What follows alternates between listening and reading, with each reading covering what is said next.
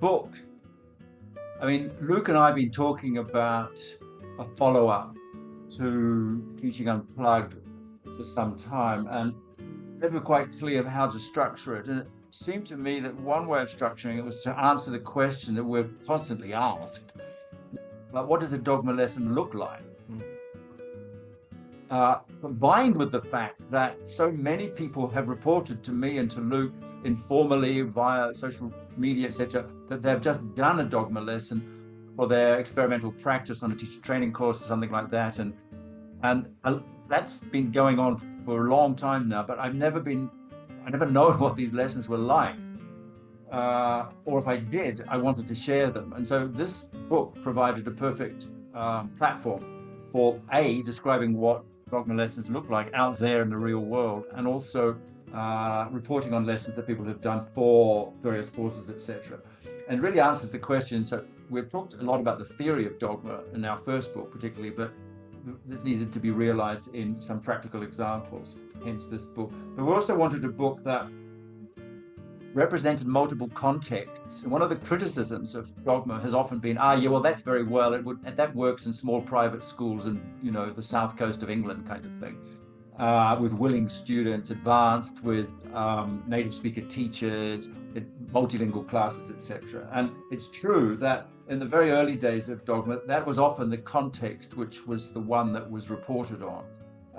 But it was very clear to me going around the world and talking about it, and also the courses that we ran through ITDI, that there was a huge heterogeneous user space of dogma, or people who allied with dogma in one way or the other.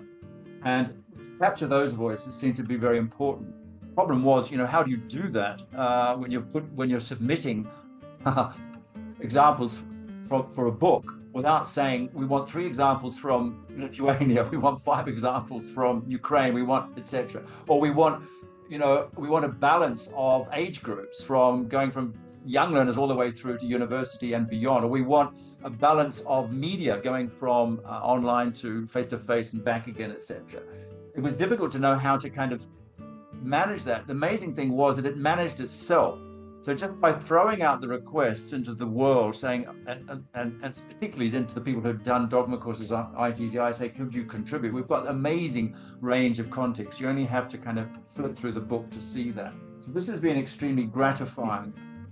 It sort of validates, I think, the fact that dogma is a methodology which has, well, if it is a methodology, whatever you want to call it, but it has wide possible coverage. So anybody who, next time I go to Vilnius or wherever, and people say to me, what is a dogma lesson like? I say, well, here's the book.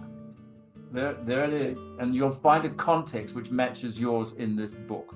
So I'm delighted that it's come out as well as it has, in terms of its reach and coverage, and also, as I said, and as Stephen said, the look of it. And Jerry, thank you so much for the design work that you put into it. It's come out fantastically. And of course, Barb for sort of setting the whole ball rolling.